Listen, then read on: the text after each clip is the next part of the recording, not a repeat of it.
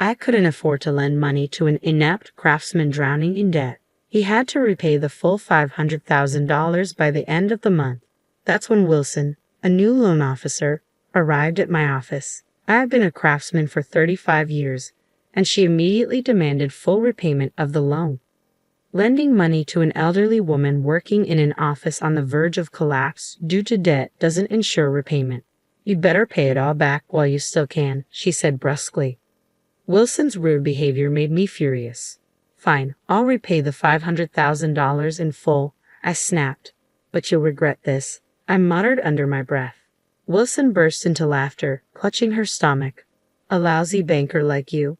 You'll definitely regret this, she scoffed.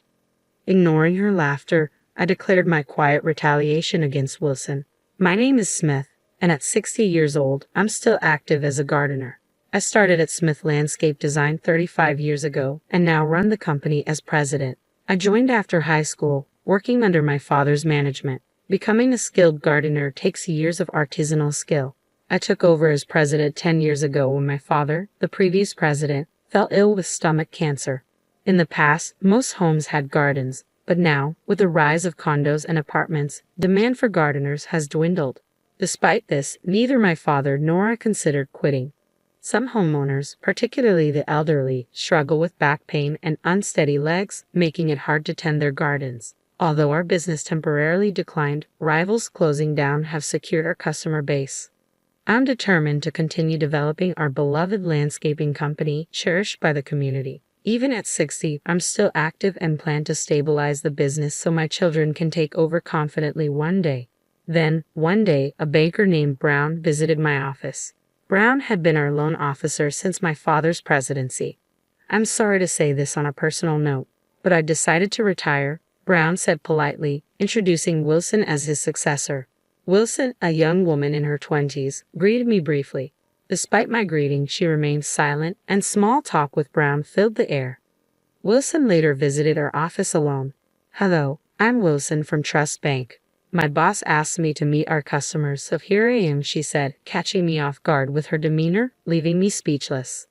I pondered the appropriateness of a client bluntly stating they were visiting because their boss had instructed them to do so. Thank you for taking the time to come here, I said with a forced smile. Wilson's response was a glare of annoyance. What's with that tone? Are you implying I shouldn't have come? She retorted sharply. No, it's not that. It's just unusual to hear someone admit they're visiting on orders from their boss, I replied, irritated by Wilson's presumptuous attitude. I was simply stating the facts. Anyway, I'm busy and don't have time for meaningless exchanges like this, I added, as Wilson abruptly ended the conversation and left. In all my 60 years of life, I had never encountered such rudeness. After Wilson departed, I was left momentarily stunned, wondering if it had all been a dream or some sort of illusion. Within a week, Wilson returned to our office. As soon as she arrived, her face flushed with anger, and she started yelling at me. You apologize to me right now. If you sincerely apologize, I won't involve the police. I'll settle this matter without them. I'm sorry, I have no idea what you're talking about. Can you please explain? I replied, genuinely puzzled by her outburst. Don't play dumb. An employee of yours extorted $100,000 from my grandmother for unsolicited garden maintenance and instructed her to transfer it to a specified account. Wilson accused vehemently. I was taken aback by the serious allegation against our employee. Our company only accepts cash payments directly from customers upon completion of our work.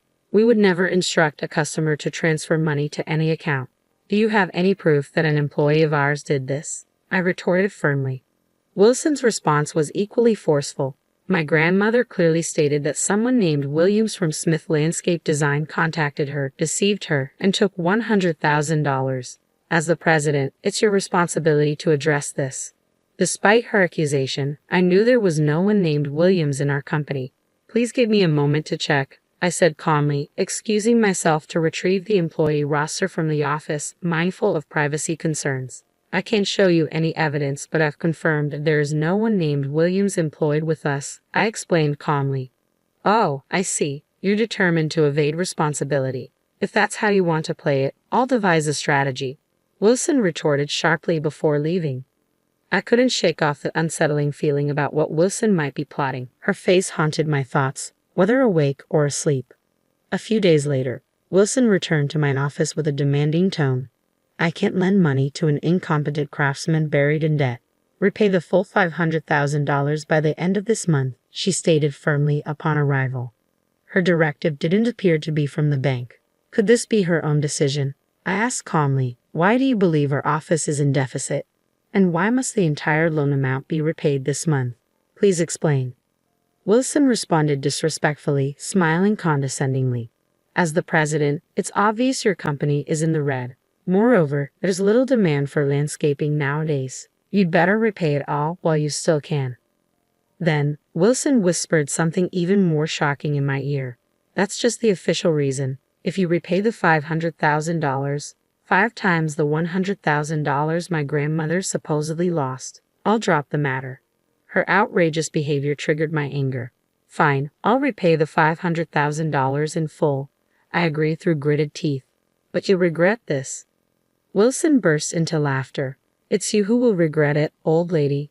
Can you even manage to repay $500,000 in full? You'll soon see.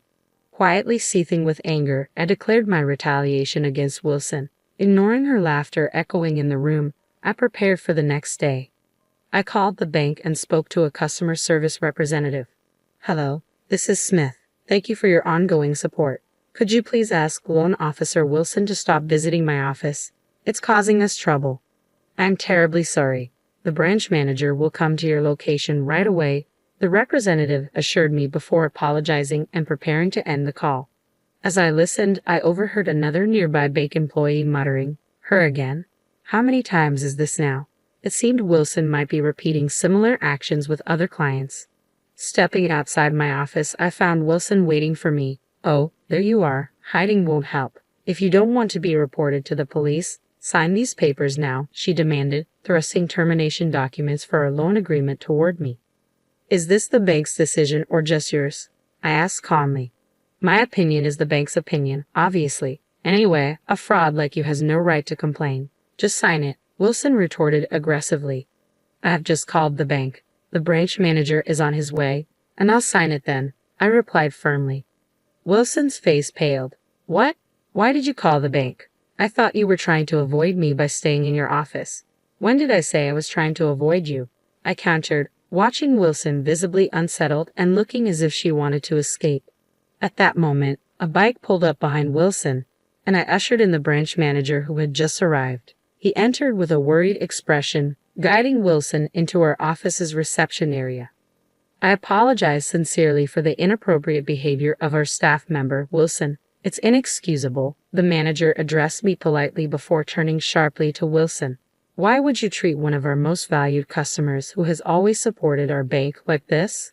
But this person is a fraud. She scammed $100,000 from my grandmother." Wilson protested, even as the manager scolded her. Despite the manager's intervention, Wilson continued to portray me as the villain in the situation. I detailed Wilson's actions to the branch manager, who then addressed Wilson directly. "If you heard your own grandmother had been scammed, would you go directly to the scammer to complain? Wouldn't you normally report it to the police first?" The manager's words struck a chord with me in my distraught state. "Could you calmly report it to the police if your own family was scammed without hesitation?" "I doubt you could," the manager added, noting Wilson's defiant attitude. The manager's words seemed to penetrate Wilson deeply. "If you check the customer's information, you'll see that Smith is a valued client. Besides, there's no one named Williams on Smith Landscape Design's employee roster. It's plausible that an outsider pretended to be an employee and made that call," the manager continued. Wilson's expression shifted suddenly as she fell silent, seemingly realizing the possibility of an outsider's involvement. We confirmed Wilson's grandmother's name and address, finding no record of any landscaping requests from her.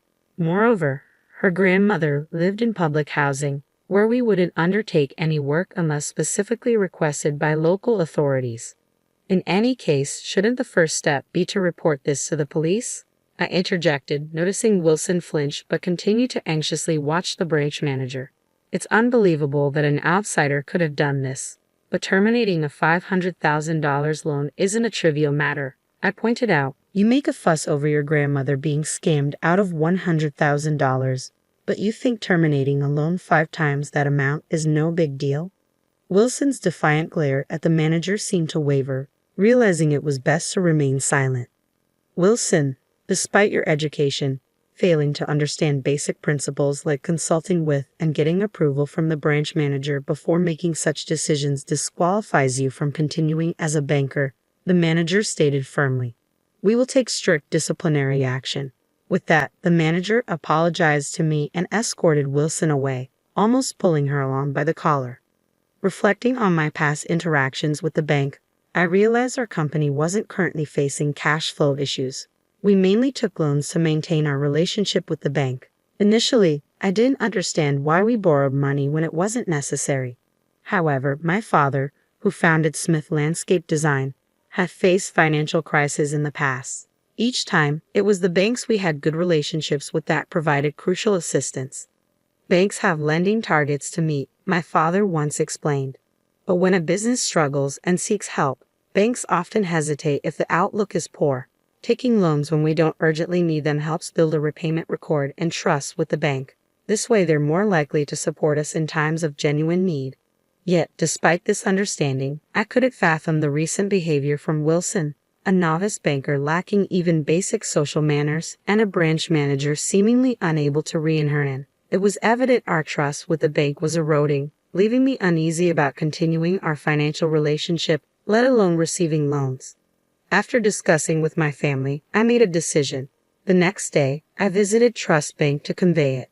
Having informed them in advance, I was promptly shown to the reception room where both the branch manager and Wilson greeted me politely upon my arrival. Facing their bowed heads, I addressed the issue directly. Regarding the loan, it's fine to terminate it. Fortunately, we haven't utilized it yet, so we will repay it immediately. Upon hearing my words, the branch manager's expression shifted to alarm. Mr. Smith, please don't worry about the loan. We value our long-standing relationship. I hope we can continue working together, he implored. However, my decision was firm. If I hadn't intervened, Wilson would still be coming to my office, hurling insults and rudeness. I can't trust a bank that allows such behavior, I stated regretfully. I'm sorry, but I have to end our relationship.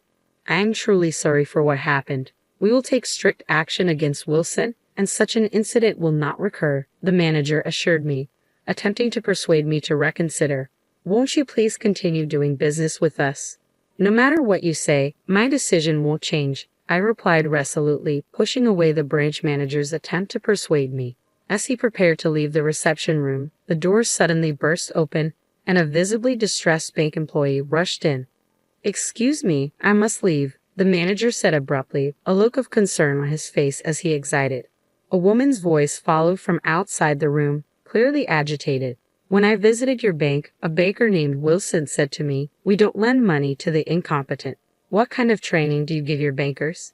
The manager's reaction confirmed my suspicion that I wasn't the only one affected by Wilson's behavior. This is, he began, trailing off as his gaze shifted toward Wilson, who nervously bit her nails and muttered to herself. Swiftly approaching Wilson, the branch manager declared, you're fired as of today. Get out of here right now, pointing to the door. Shocked, Wilson's face turned pale as she stared back at the manager. Then, with a sudden change in demeanor, she made a desperate plea. Please don't fire me, I beg you. Her hollow apology did little to sway the situation. It was fortunate for us that we did rely on the loan, but many businesses must have been seriously affected, I remarked quietly, troubled by the thought of Wilson causing turmoil for others. Do you have any idea how many valued customers we've lost because of you? Your dismissal is the only option, the manager asserted firmly. Their argument seemed endless, but realizing my time was being wasted, I stood up to address Wilson one last time. Remember when you said I wouldn't regret it? This is the result. It's all you're doing, I stated firmly, watching as Wilson collapsed in despair. Later, the branch manager returned to inform me of Wilson's dismissal, again pleading for another chance. However, despite his apologies, I remained steadfast in my decision. Wilson's outrageous behavior toward customers and the branch manager's failure to address it adequately were clear signs that ending our business relationship was the right choice. As time passed, I noticed a woman who bore a resemblance to Wilson at a construction site, now tanned and sweating as a traffic guard. It was likely her, the former elite banker, reduced to a menial job. Witnessing her in this new role, I hoped it might bring about a change of heart. Meanwhile, our business thrived as we took on landscaping projects for the park that replaced the bank. Seeing our Smith landscape design truck parked during work led to an increase in service requests, including maintenance for shared areas of condominiums and apartment complexes. Adapting to diverse client needs became essential for our continued success as gardeners. I was committed to contributing to our community as a gardener and watching our business grow, thankful to have moved past the challenges posed by Wilson and the bank's upheaval.